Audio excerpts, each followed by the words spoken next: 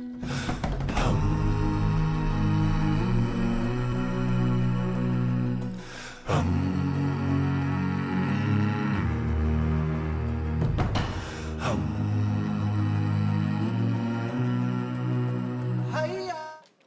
thanks everybody for coming. I am Dr. Fleming from English and Linguistics and Medieval Studies here at IPFW. And thanks so much to the Anthropology Club, to Kelsey and everyone involved in Anthropology Club for inviting me to do this. If you've never been to this lecture series before, it is the coolest because pizza and because of awesome people who talk about interesting things, because there are a lot of awesome people, a lot of awesome faculty, and students at IPFW, and this is the best, one of the best venues, probably the best venue, to find out about it at IPFW. So cool, check it out. If you've never been here before, definitely come back. It's kind of been a tradition for me to give a Halloween-ish talk this time of year, the Wednesday before Halloween, for Anthropology Club, which I enjoy a lot.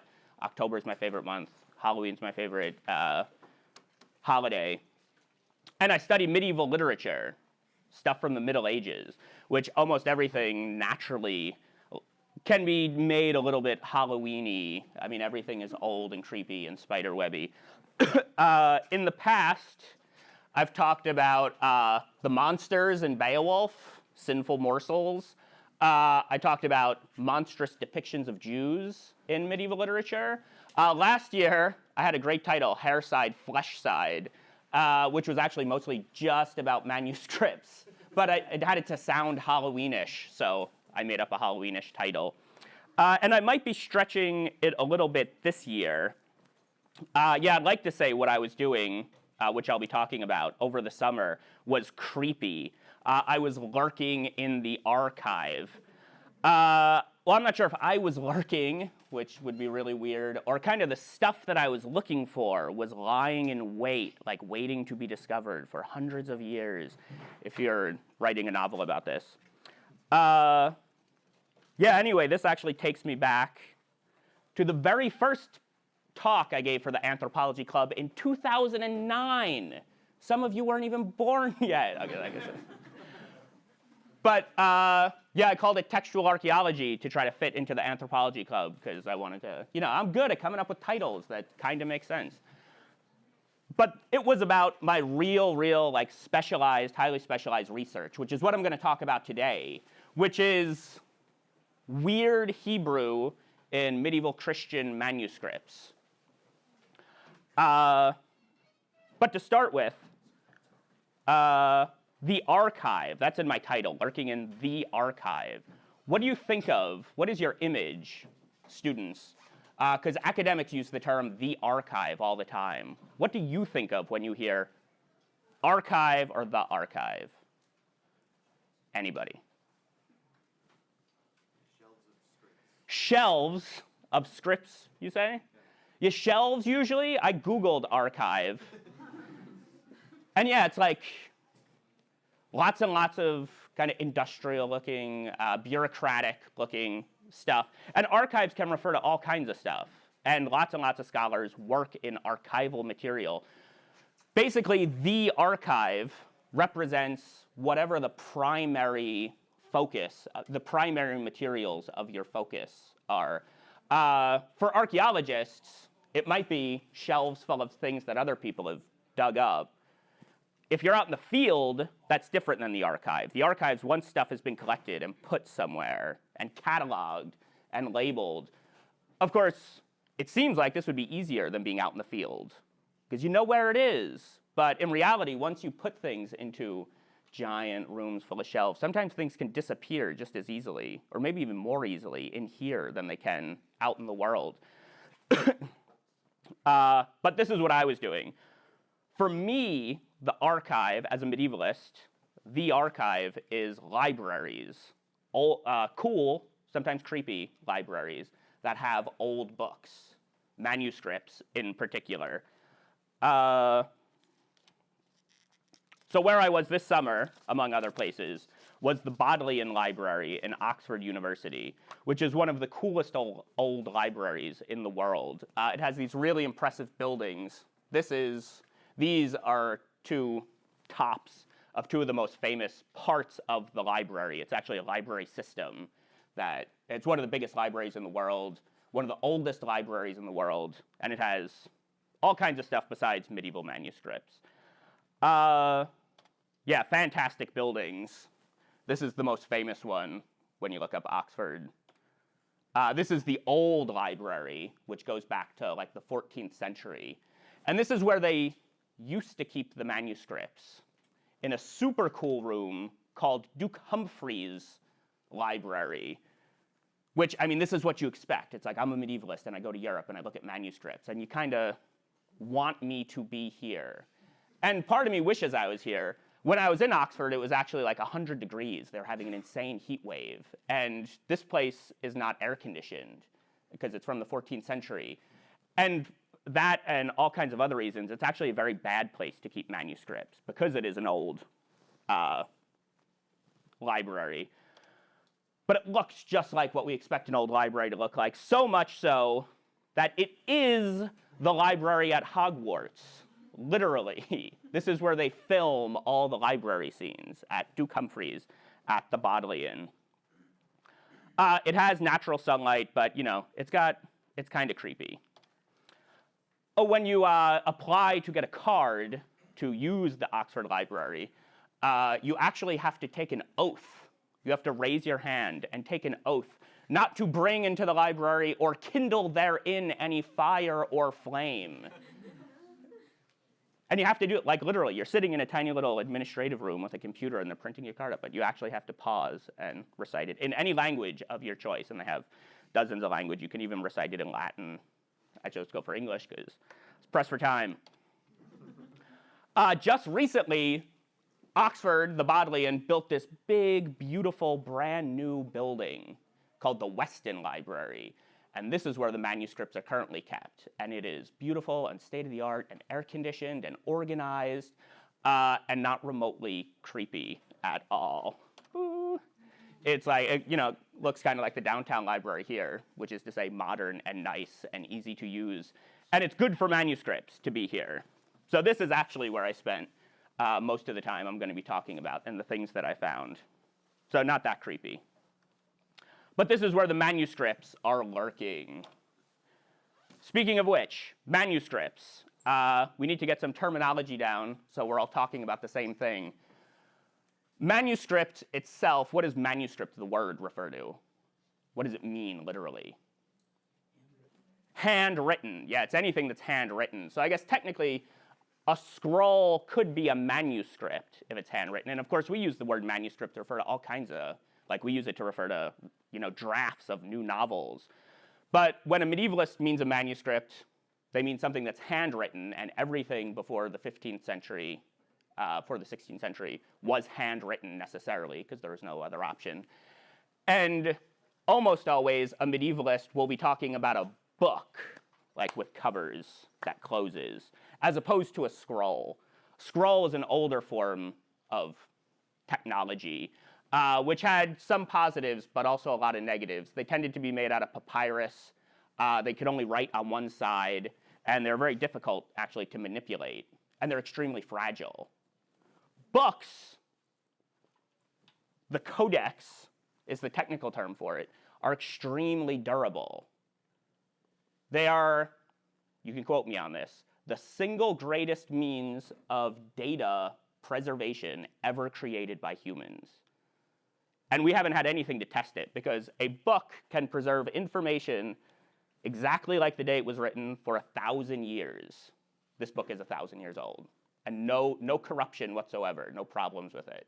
We've never tried anything similar. We don't have anything. We have things that can store tons and tons of data in very small spaces, but so far we haven't developed anything that can last more than 15, 20 years. All these new things. So we've done good on size, but we're not doing good on duration yet. So manuscripts are awesome. That's the first thing about manuscripts. Text, another thing to know, texts in manuscripts, in medieval manuscripts, are almost always necessarily very distant from whoever created it. we have very, very few manuscripts written by the person who composed what's in it. And often the distance is massive for extremely important works. So some obvious examples, the Old Testament, first half of the Bible, first 3/4, first 7/8 of the Bible. The oldest complete copy of the Old Testament in Hebrew, the language it was composed in, is from around the year 1000. The composition of Genesis, the oldest parts of the Bible, we usually date around like 800 or 700 BC. So that's like 1,700-year difference between creation of a text and our physical copy of the text. And as you can imagine, copying by hand, all sorts of stuff happens. Homer, the works of Homer, is a similar gap. It's like 1,500 years between when we think Homer's texts came into existence and when we have the first complete copy of them. One of the best textual histories we have is something like Virgil's Aeneid, written in Latin, because we have a copy of it that is only 400 years away from the creation of the poem. We have a manuscript, Virgil, from like the year 400, and Virgil died before the year 1. And we think that's incredible. Like, just 400 years? But we're talking about big time spans and great difference over time as things change. Another thing to realize is that all manuscripts are unique. And I don't mean that just in the nice way of like, oh, you're unique, like you all are, wonderful people and kindergartners. They are profoundly unique, meaning no manuscript, anything created by hand, is different in all sorts of ways from every other one. Even if you sit down, medieval scribe sits down and decides, I'm going to write an exact copy of this, they never actually do.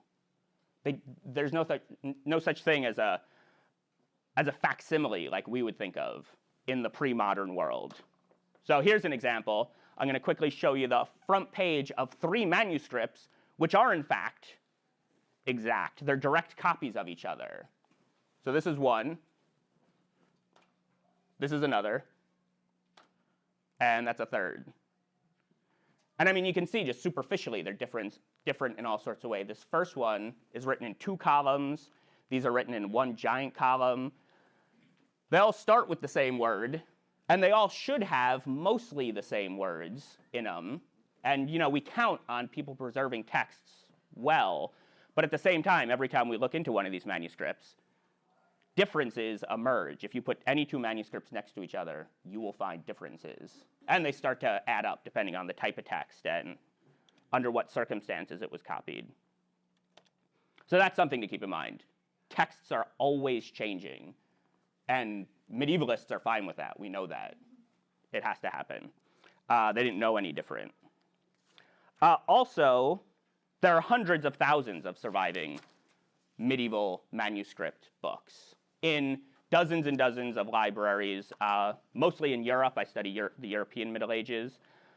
Most of these books don't have a lot of the things that we associate with books. They have covers and they have pages, but they originally didn't have page numbers very rarely, and usually some modern, and when I say modern, I mean after the year 1500.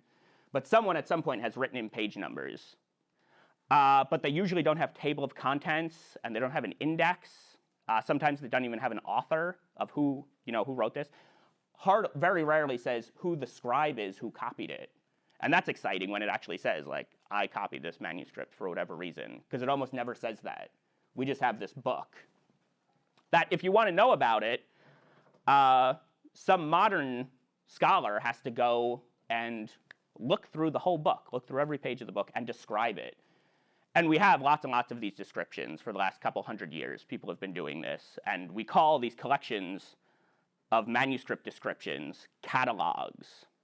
So usually the first step for a medieval scholar is to look at a bunch of catalogs to know which are the manuscripts I need to go try and see and try and find to see what's in it for whatever I'm particularly interested in. Oh yeah, and the contents, what is actually in an individual manuscript can seem totally random to us. So I study Old English literature. I love Beowulf. We have one copy of Beowulf that exists from the Middle Ages, one copy. And the other stuff that is in the same exact manuscript strikes most people as really weird. Beowulf is a poem about, a Viking dude who rips off monsters' arms. The other things in this book, this one copy that we have of it, is a saint's life, a collection of stories about what people in Asia are like. And when I say people in Asia, I mean like people with heads in their chests, and people with dog heads, and people with one giant foot. Like, it's totally, we would see it as fantasy, but it's presented as like historical reality, possibly. Then there's Beowulf. Beowulf's not even the most important thing in it. Oh yeah, I should show you the opening page of Beowulf. It doesn't even say this is Beowulf. It just says, "What, way garden in Yerdagum, say Udgunninga, thrum you frunan." It just starts, and it's like, you know what this is, am I right? And then after Beowulf comes another poem called Judith, which is an Old English epic poem about the biblical heroine Judith. But that's probably not these types of associations we probably don't think of when we think of something like Beowulf, if we think about Beowulf, which I hope we do. If you've never thought about Beowulf, please take one of my classes and I'll talk about Beowulf. A lot. Yeah, so these are just some examples sitting in my office of catalogs, big fat catalogs, that just tell you the contents of the manuscripts that the author of this catalog has looked at to see what are in these manuscripts. But you see all the levels of remove? But these are essential. I need these, otherwise it's just faceless archive out there in the world, and I have no idea what's in them. For a sense of what we're dealing with, sexy codicology. Codicology is the study of manuscripts. Sexy codicology, well, all codicology is sexy. But this is this website that I think just an individual started, but it's one of the most useful, if you're interested in manuscripts, it's one of the most useful websites that exist. They have created this Google map showing all of the locations of libraries that have substantial digital copies of manuscripts. So this isn't all of the libraries in Europe that have manuscripts. These are all of the libraries in Europe that have manuscripts that have been digitized and put online. So it gives you a sense of how many, hundreds of libraries that have their own manuscripts, and those manuscripts don't necessarily tell you what's in them. And if you want to find out what's in them, you need someone to describe them, and so on and so forth. It says, be easier to just go out in the backyard and start digging holes to try to find something to study.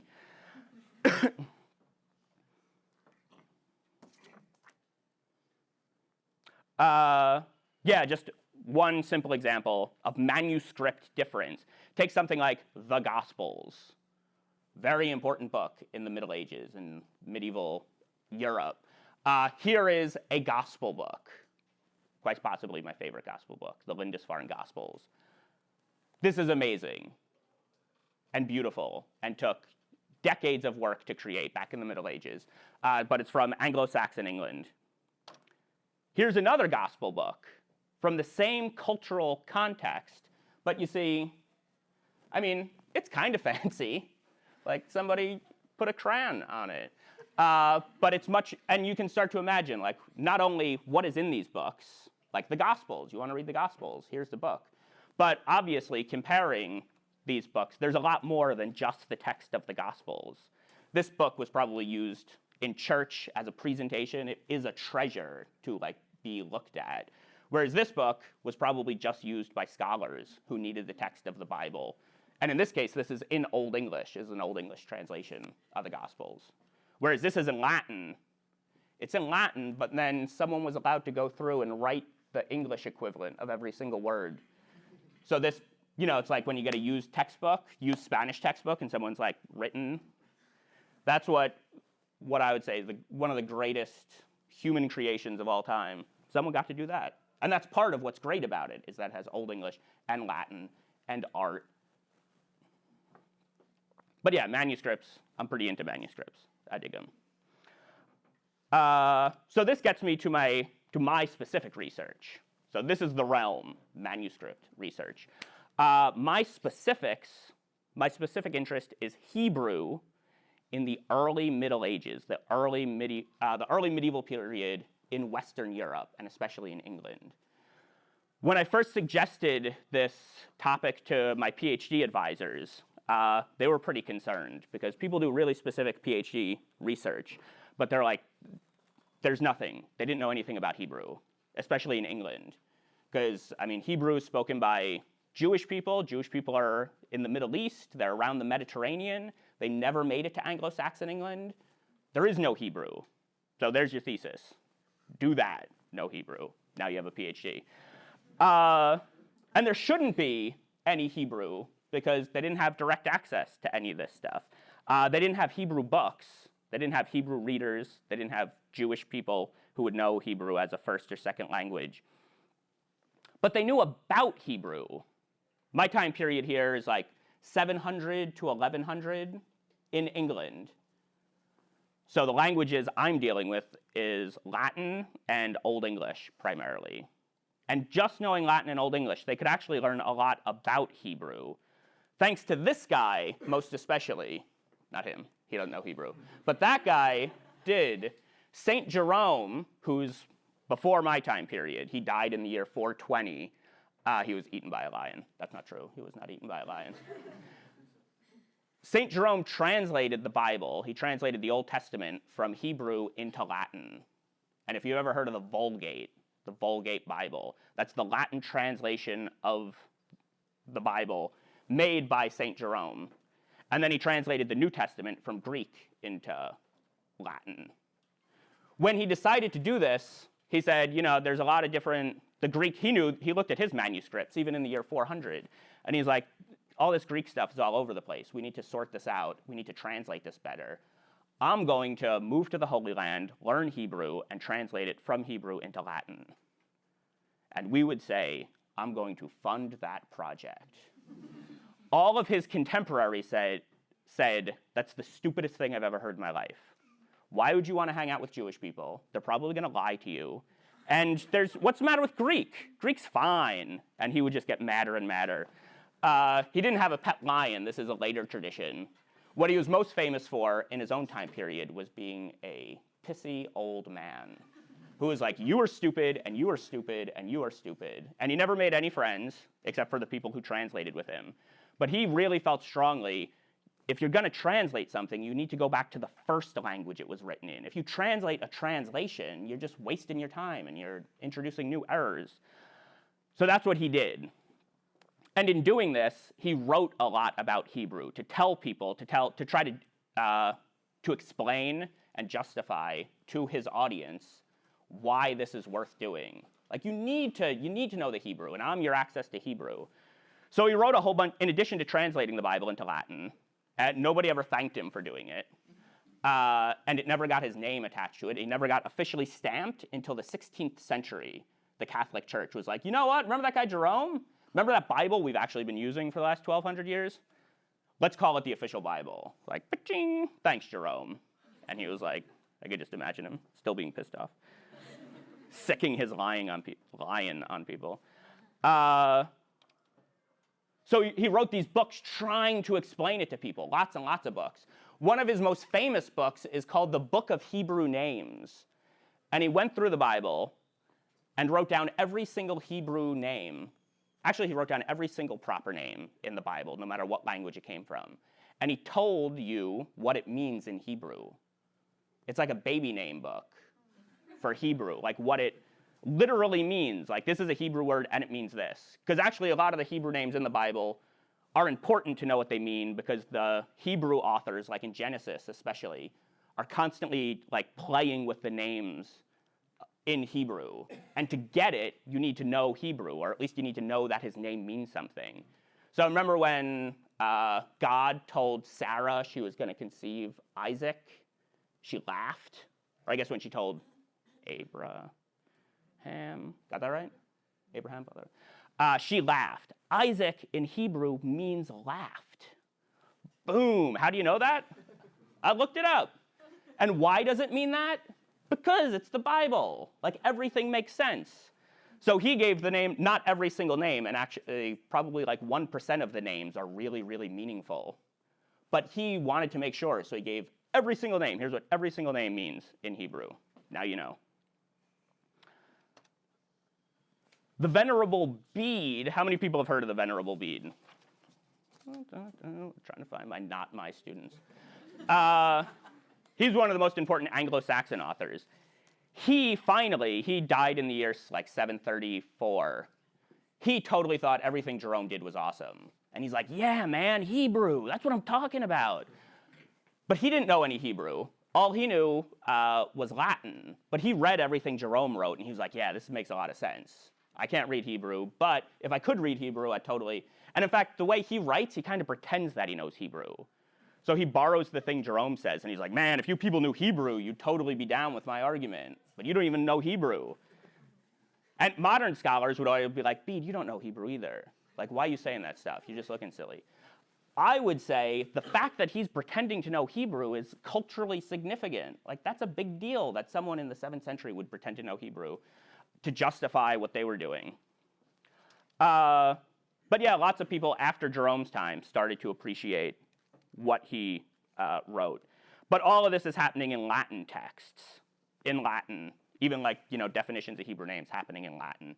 What Hebrew looks like, even just like what the letters look like, would still have been a great mystery in places like Anglo-Saxon England. They knew it was different. They knew from Latin text it had a different alphabet. They knew even some specific things, like it's written from right to left instead of left to right. But they didn't probably know even what it looked like. You might not know what it looks like. Here's what Hebrew looks like. Just take a snapshot of this in your head and remember that. But when necessary, I'll throw back up here bits of it. Because what I became interested in was references in manuscript catalogs to Hebrew alphabets from the Anglo-Saxon time period. And I'm like, what do you mean, Hebrew alphabets in Anglo-Saxon manuscripts? Because they didn't know any Hebrew, and they couldn't have known any Hebrew. So what's in these manuscripts? I'm like, I need to go see these manuscripts. Yeah, it all started here. In this index, a very useful manuscript catalog that even has a subsection, alphabets and letters, Hebrew, and then use this index to go find the manuscript they're talking about, then try to look at the manuscript, either by flying to England and other places, or maybe it's online and all kinds of stuff. But this only happened because this guy, Helmut Genois, thought this was worth noting. Most people who make manuscript catalogs don't think things like alphabets are worth noting. So instead, they'd be like, that's some weird stuff in this. I'm not going to tell anyone about that. That's weird. So it never shows up in the index, which means I can never see it, which means I never go look at that manuscript. And this is the quandary of dealing with stuff in the archive. The people who describe what's in the archive, who have actually seen it, determine what other people will look at what's in the archive, which can be frustrating. But it's quite awesome when someone describes things that I'm interested in, or describes things that sparks my interest. Step one of my favorite manuscripts is preserved at Exeter Cathedral Library. It's a book that has all kinds of Latin scientific texts. Here's all the planets with Earth in the middle. And then within it, it has a bunch of alphabets, different types of alphabets. Hebrew alphabet, Greek alphabet, a runic alphabet, and a Latin alphabet. And this is the Hebrew alphabet. And I don't know if you remember what Hebrew looks like. But it doesn't look like that. Exactly. But I felt this was one of the first ones I saw. And well, actually, I would show it to friends of mine who studied Hebrew. And it was almost like showing them like something offensive. They'd like avert their, like, please don't show me that. That's embarrassing. Like, you're embarrassing all of Christianity by pretending that's Hebrew. Like, don't study that stuff. Don't look at it. But I actually, when I started my dissertation, I didn't know any Hebrew. So I'm like, you know what? Like, I could kind of, like, I have a really good imagination. Like, I mean, look at this. This, like, that's in the same ballpark. Like, you just got, like... So I thought this is probably worth following up on. Whereas, like I said, a lot of people, well, some people who study medieval Christians would be like, that's embarrassing. Don't tell people how stupid they were. And then people who study Hebrew are like, that's embarrassing for you. You should really study something different. But I'm like, no, it's not embarrassing. It's interesting. And yeah, this weird stuff, this gets copied. This is a manuscript that's in the British Library. These are the same weird letters that we just saw, except here it's gotten all confused and it's actually hiding in the middle of a Greek alphabet. Because, whoever was copying this didn't know Hebrew and didn't know Greek, and they just had a weird jumble of letters, and they copied down what they saw, and then we end up with the result that needs to then be pulled apart by someone who's interested. Which you could say, this is just embarrassing. But it's also culturally interesting that they're doing this, and they continue to do this. Sometimes Anglo-Saxon scribes and scholars are less ambitious. So here, this just gives the names of the letters of the Hebrew alphabet. Aleph, Bet, Gimel, Dalet, Hey, Vav. And that's right. That's the names of the letters of the Hebrew alphabet. He didn't try anymore. He didn't try to draw any letters or anything like that. Don't embarrass himself. But I'm like, just leave it blank. If you don't know an answer, just leave it blank. It's not the SAT. And then some other, again, this is a early manuscript that has a whole bunch of alphabets, starting with Hebrew at the top. And there's something really cool going on here. The Hebrew starts over here and goes that way. And then the Greek starts over here and goes that way, and the Latin starts over here and goes that way. And this is like a Klingon alphabet. It's a totally made-up alphabet, ascribed to a totally made-up guy. But maybe I'll talk about him next year, because he's his own story. But it's going the right direction. So that's cool. Like, that's not bad. You know something? Medieval Christian scribe. It's got the names of the letters, and they're correct. It's got the Latin equivalent of the letters, and they're more or less correct. But even this, and you may have seen me present this before, because this is one of the best things I've ever found in a manuscript. There's a little note here at the end, sed require characteres earum varius, which means get letters, characters, which are better, which are truer than these. Get better letters. So some scribe in the 9th century was like, yeah, I'm copying this, but this ain't right. Like, I better make a note. Not cool, man. Get something better. Like, look up, don't you have any Jewish friends? And that's the oldest example of these letters that look like, these specific letters, which again, do not look like Hebrew. But these letters show up all over the place. These weird, they're specific and they're consistent. They're bizarrely consistent, but they're always wrong. They're never Hebrew, but they're always the same, more or less. So nobody ever, it took a long time for anyone to get any better Hebrew letters. Durham. Yeah, so next stop, so that's one whole set of letters. I call them the invention of letters because they're consistent. And like I said, they show up all over medieval Europe. But then I found some other weird stuff at Durham Cathedral Library. Again, an awesome place for filming movies. Basically, I went on a tour of Harry Potter filming locations. I'm never sure if I'm more Hagrid or there's Snape. I think my Latin teacher students would think of me more of a Snape, but they have a lot of manuscripts at Durham. And again, a very fancy, new, modern reading room, so it's not creepy. Sorry. But this stuff is weird. That's kind of creepy. This is this is actually a copy of Jerome's Book of Hebrew Names. And at the end of it, it's like, this whole manuscript looks nice. Sorry, it's a black and white copy, but, it's clearly copied. And then this is like, voices of the unknown, and it's like trails off. And it's like, what is going on here? And, I show this to my friends who study Hebrew manuscripts, and they're like, that's embarrassing for you. Please stop studying that. But I kept looking at it, and I'm like, no, this isn't weird, because look. That's an Aleph, and that's a Bet. And then over here, you got Gimel and Dalet. And they're all there. If you count them all up, all the letters of the Hebrew alphabet are there in the right order.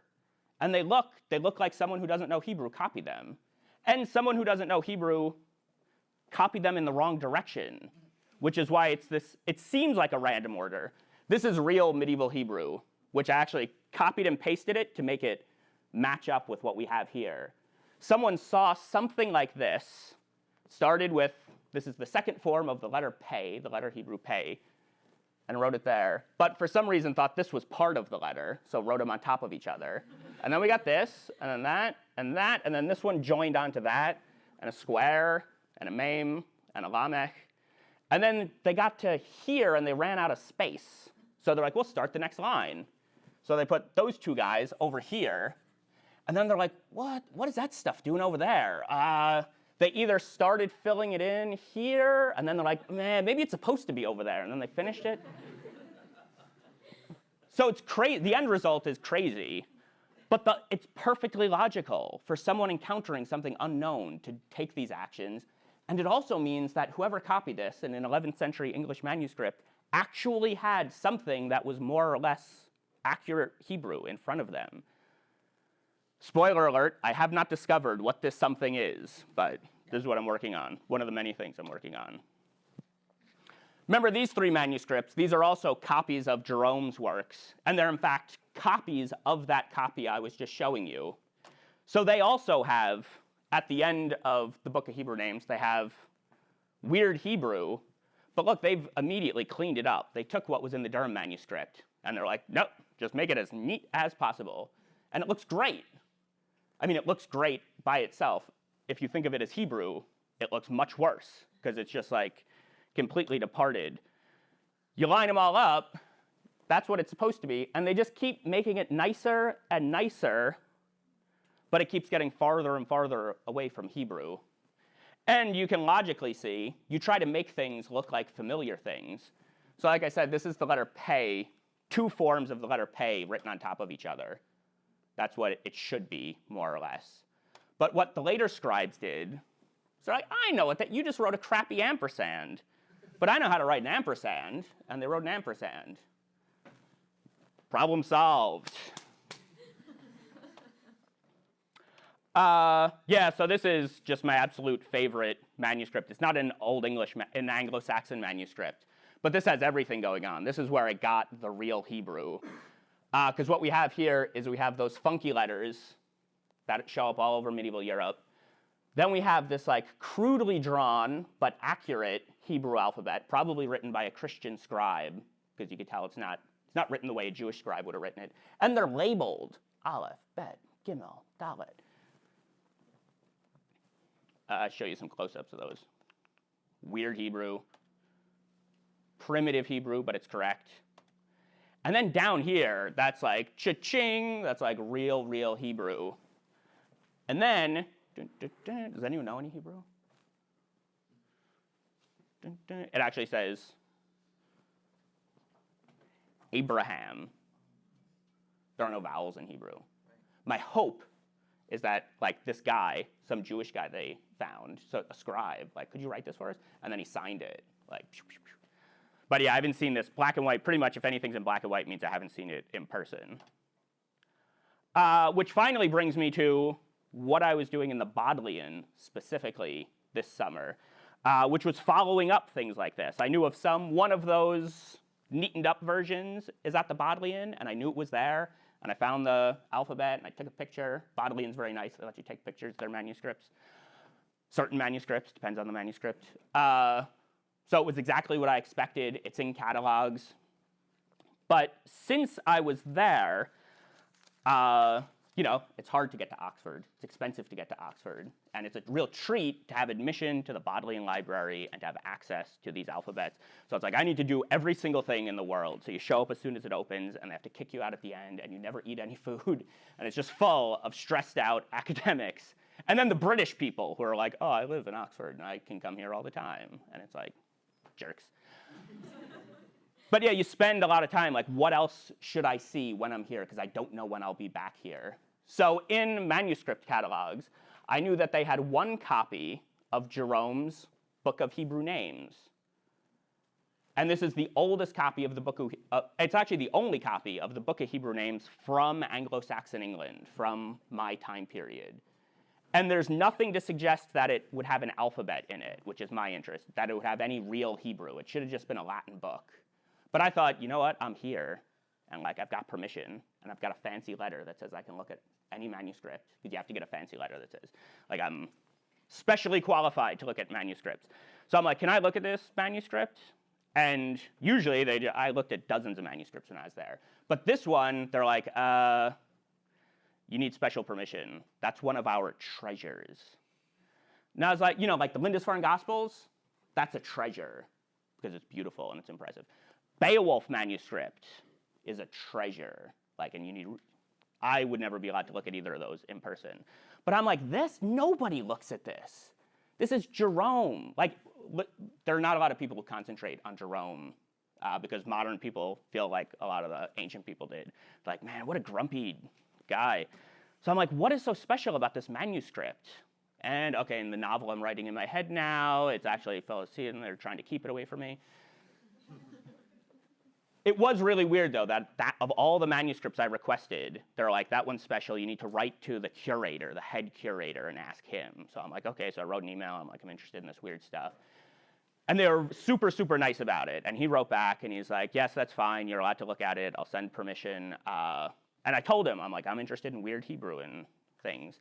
And he had just written a catalog entry for this manuscript. So he had sat down, gone through a manuscript in his own library, taken all the time in the world, and described every single page to the best of his ability. And he told me in the email, you're probably not going to find anything.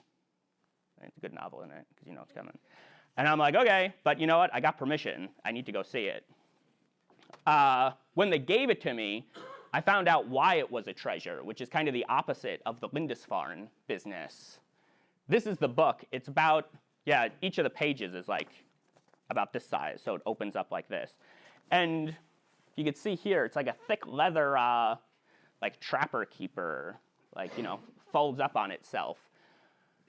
Usually medieval books in the 19th century, even the 18th century, they would find medieval books, and they'd be like, look at this old binding, the cover, and they'd rip off the old cover and throw it in the garbage, and then they'd put a nice new 19th century binding on it, which drives medievalists today crazy, because they're just throwing stuff away all the time. And then sometimes they would take other manuscripts and cut them up into strips to use them to glue it together. And and this is now where we find new Old English is like jammed into the bindings of other books. So, but we at the same time, things that we think are garbage, like all your VHS cassettes. I know Yale has just started the first ever library of VHS cassettes. And everyone's like, man, what kind of hipsters are over there? 70 years from now, someone's going to be standing in this room giving an anthropology lecture who specializes in VHS technology and be like, back in the early 21st century, people literally threw their VHS cassettes away. And everyone's like, no. But, you never know. And we can't save everything. I mean, but anyway. So what's special about this is it has its original binding. So these pages are great, but the bindings get replaced all the time. Pages in all kinds of books are great, but the bindings they're constantly replacing, put it in new covers. This is original, and this is not a fancy binding. Obviously, there's no gold. This is just thick, thick leather to protect the book, because this was probably just a useful reference book that would have been kept in a monk's library. And you can even see things, see, that's like stitching, which probably originally there probably would have been clasps. There's actually a buttonhole there to hold it shut. But that's what's interesting about this book, is that it has its original binding. So yeah, it's not that anyone's interested in Jerome. It's physically an interesting book. You could see all kinds of cool stuff, like how the pages are folded together and sewn together. You could see how not creepy the room I was in is in. Oh, and this is a stack of foam supports that usually you just have 2 foam supports. Or actually the best thing is a barley-filled pillow. You ever see those like fancy pillows? That's the best book cradle. But the Bodleian has these foam supports. And this book, because of this old leather binding, was super, super stiff. So I had to stack up support on support on support, because I could only open it like this far without like feeling like I was going to mess up the leather. Just the binding. The pages could take anything. Manuscript pages are extremely durable, as long as you don't light them on fire or submerge them in water. I shouldn't have to tell you that. But I had to swear not to do it. So here, my giant thumb prying it open, and it has, modern stuff in it, and this is the way the other flap folds back in on it. Most medieval books, they have all kinds of stuff written over all different time periods. So this is probably like 200 years after it was written, and this is like 400 years after it was written. And this is probably just like 200 years ago. And then even there's some pencil up there that was probably written in the 20th century. Like people write in books all the time. It's incredibly useful for scholars, for people to write in books. So please keep writing in your books. And then this is what it looks like inside. It's just Jerome's Book of Hebrew Names. Here's the introduction to it, and then here's alphabetical list of each of the names and then what they mean in Latin. So I was like, I got special permission to see this book. I didn't have a lot of time, but I thought I'm just going to go through it page by page, make sure I don't miss anything. Actually, I had to get extra special permission. I got to look through it once, then I had to ask again to see if I could take pictures of it, because it's a super special book. But I'm like, I'll do it. Went through it. Old English class, remind me to tell you about that. But yeah, and then I got to the section, Book of Hebrew Names is divided by book of the Bible. So it's here are all the names in Genesis, alphabetically, A, B, C, D. Here are all the names in Exodus, A, B, C. So I'm just going through page by page, and then I get to the book of Psalms, which there's not a lot of Hebrew names in Psalms, but in the Latin Bible and in the Greek Bible, because in the Hebrew Bible, the names of each of the letters of the Hebrew alphabet are in the book of Psalms. They're used as like titles. So here you got Aleph and what Aleph means. And then here you got Bet. Oh, and actually it goes Aleph, then it goes Ayin, which is the second letter, because the alphabet has been alphabetized. Because just like our alphabet is not in alphabetical order according to name, right? It's according to letter. So if you alphabetized our alphabet, it would go like A, H, R, B, right? This is alphabetized. But then over here, of course, that's when I jumped up and down. And they said, dude, what are you doing, kindling fires? Because there's weird letters. There's something going on. Right where each of the letters of the Hebrew alphabet are, there are weird letters. And here's the next page. Open up. Shannon Bischoff thought these were skeleton hands. These are, in fact, not skeleton hands. Does anyone know what these are? Is that the thing for holding cameras? Oh, it's similar. It's a similar design. These are actually just book weights. So these don't have any, they're just laid in cloth, and then you lay it on the book so that you can hold it open so you can take a picture. And because this book was so tight, I actually had to like line, usually they're not so much on the page, but yeah, it's something to, malleable, and then I could kind of keep the book open when I'm reading it or taking pictures. But here you got more Hebrew letters over on the edge. Artsy close-up of one of these Hebrew letters. And you see here, this is the only example of this, okay, so did someone draw it and somebody copied it? Or did he practice before he tried to draw it? I don't know. I don't have an answer to that question. So it's exciting, terribly exciting for me to find new fake Hebrew in a book that I was explicitly told doesn't have any fake Hebrew or real Hebrew in it. But it's definitely fake Hebrew. There's the big comparison. Just a couple example letters. I don't care what kind of imagination you have. Come on, like there is absolutely nothing similar between these, what Hebrew should look like, and what we have here. And I don't have an explanation for you about that yet, what these are. I've actually never seen, I have seen either in person or copies of at least 70 medieval Christian manuscripts that have something that's supposed to look like Hebrew in them. And I've seen all kinds of patterns and all kinds of similarities and things that are related to each other. I've never seen anything that looks like any of these.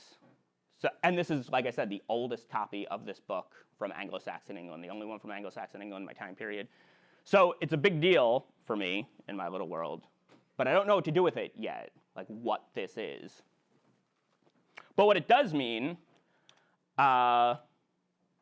is that a place where I was not expecting to find anything. Actually, I called up this manuscript, like, just not even on a hunch. It was kind of like, I'm here, so I should look at it, because it's old.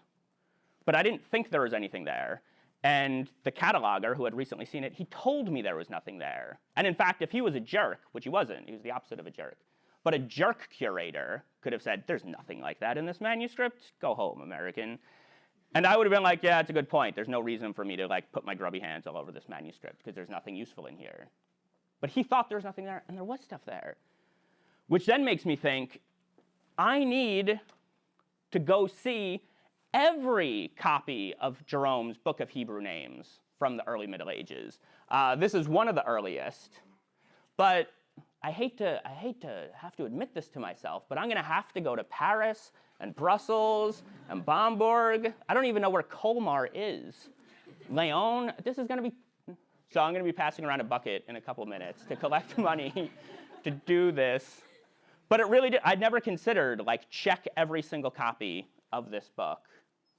Only because I was there did I do it. So yeah, by way of conclusion, I'll give you a conclusion.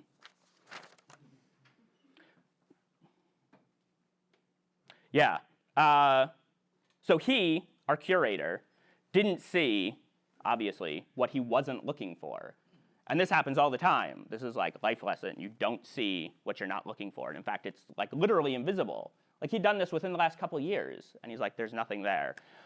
Which is a good reminder that, you know, changing your perspective or looking at things from a different angle, you will discover things that you didn't think you'd even discover. Additionally, discoveries like this, for me, are often totally chance.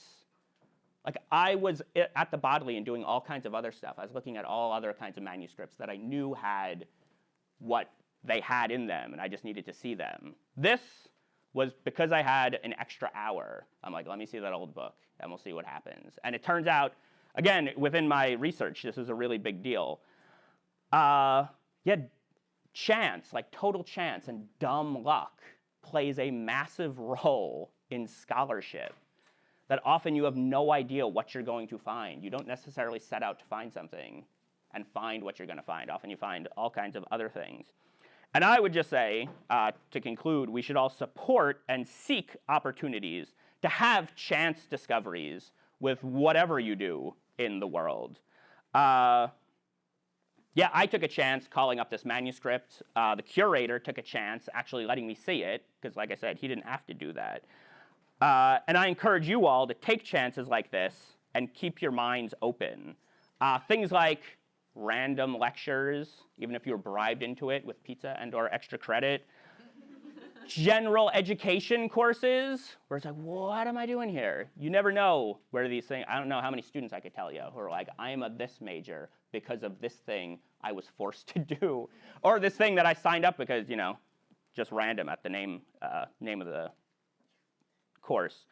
Random discoveries, chance discoveries happen everywhere, even in the real world outside of libraries and outside of universities. As for me, I'll keep lurking in the archives. Thank you.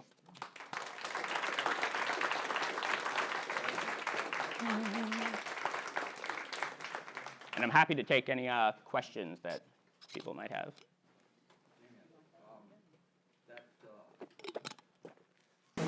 That hate, actually, was substituted with an epsilon. There may have been confusion in the scribe's mind about the Greek letters involved.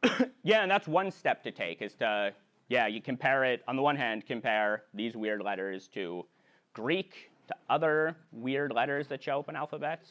But yeah, I mean, there actually is a very old Anglo-Saxon manuscript that lists the names of the letters of the Hebrew alphabet and then draws the Greek alphabet.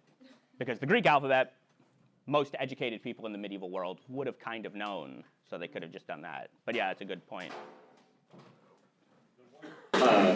Inscription that you had where the Hebrew was kind of broken on the second line into two parts, does that kind of suggest to you that although perhaps they knew that Hebrew went from right to left, they were writing it out left to right? I think that whoever copied that really ugly looking version, yeah, definitely. And again, it's the question of, I say, they knew it went, that would be someone who was reading Jerome and like interested in this stuff. So I would say the Venerable Bede definitely knew that Hebrew went from right to left. Random scribe in a scriptorium is like, I got some weird stuff here. I don't even know if this is my job, because are these letters? Is this a picture? And it's like, I'll give it a shot. And it is totally weird. I mean, the roughness of that is totally out of character for early medieval manuscripts. Early medieval manuscripts, the things that get copied are things that are intentionally copied in straight lines. This is not an age when people were just like jotting things down, which you do have in later medieval stuff. You have personal books. This is an age when the stuff that was copied was intentionally and clearly copied, and that line, it's just like he threw up his hands, started doing it, regretted what he did, didn't want to fix it. You know how in English we have cursive and regular? Mm-hmm. Is there any other language that has, any of those ancient languages, alphabets that have a cursive similar, like a scripty kind, or that's straightforward? Like our lowercase s cursive doesn't look like a lowercase s trig. You know what I mean? Oh yeah, absolutely. And a big part of doing manuscript study is that even, I mean, they wrote Latin in the letters we use, more or less. But even there, we have all these different, like what we would call fonts for computers. For medieval stuff, we call it hands, like it's written in this kind of hand. And there's all kinds of differences. So like this right here says H-A, but it's open at the top, B-E-N, and that's an S, yeah, which you see in early printed stuff, but that has disappeared from us. So yeah, in Latin, you have it like a wide range over the long period. And then yeah, other writing systems certainly do.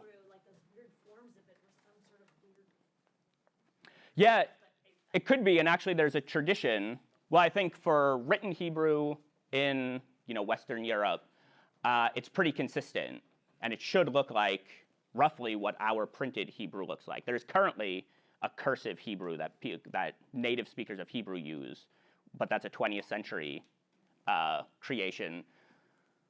But there was a tradition that the Samaritans and the Jews had two versions of Hebrew, and the Samaritans keep the old letters, and the Jews write in these new letters. And sometimes in these Latin manuscripts, you see this description of the Samaritans and the Jews have different letters. These are the Samaritan letters. These are the Jewish letters. And sometimes they do interesting things. Sometimes the Samaritan stuff looks more Martian looking. And actually, if you saw Samaritan, we have archaeological evidence of what Samaritan looks like. I guess Samaritan is still used in limited circles. It definitely looks weirder, and it's different. So yeah, there is that possibility of something else, which is possibly genuinely Hebrew, influencing or creeping into this textual tradition. With the breakdown of Russia and all the Hebrew manuscripts that have been finding, is it one of your goals to go over there to look at the new, older manuscripts that have been found? Yeah, this is one of these astounding challenges for all kinds of scholars of, the all sorts of political reality influences what we can and can't access. So I was saying, if someone has written a good catalog of this manuscript collection, I might be able to find out that there's something there that I want to see. That assumes a lot of like political stability and even like bureaucratic money to create things like this.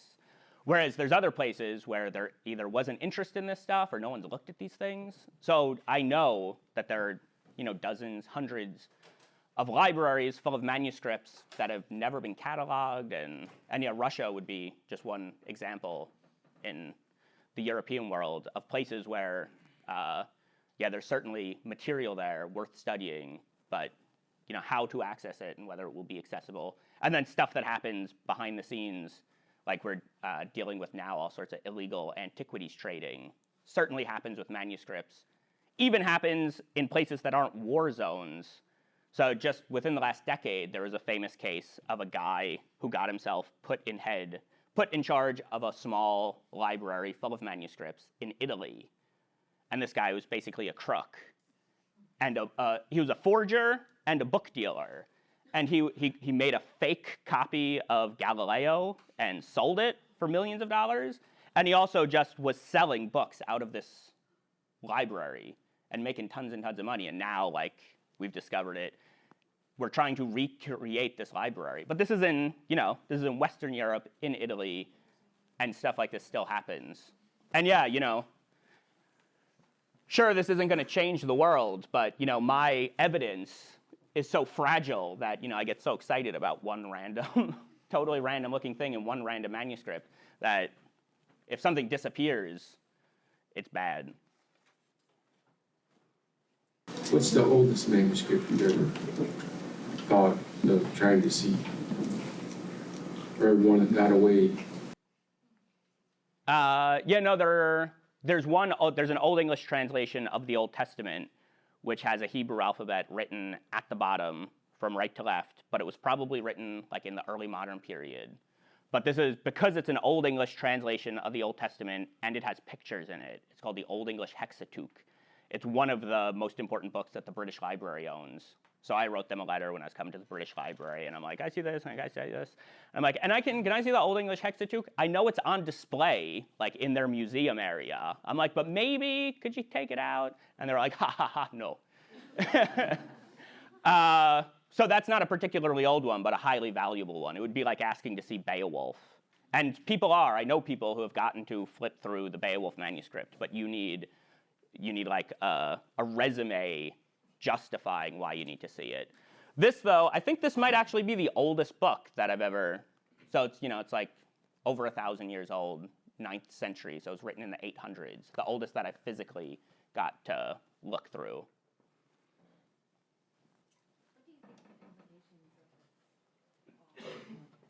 The implications?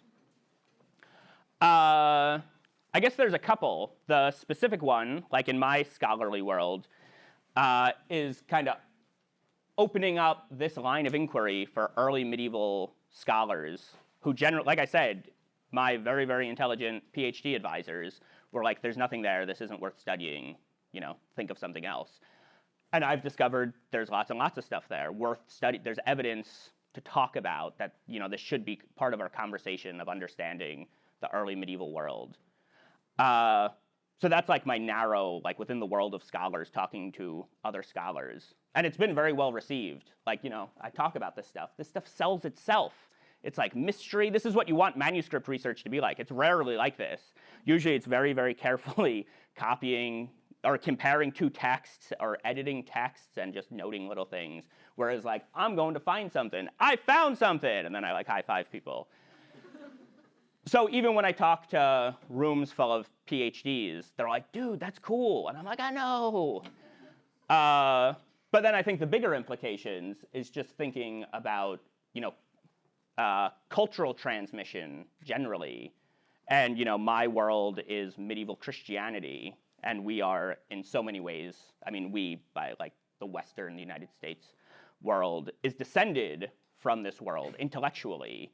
Our interest in the Bible has not gone away or changed, and that this, is a good reminder of evidence that we haven't thought of before, like what our precursors were thinking about Hebrew.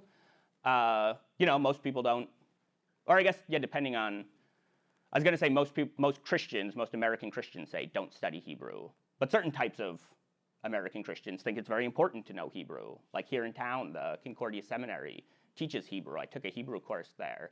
But then there's other varieties of Christianity that wouldn't think even the Hebrew textual tradition is at all important. As a textual scholar, I say not only is this stuff fascinating, it's really, really important to understand where this comes from if you're going to be making, quite frankly, day-to-day decisions and massive political decisions based on texts like this.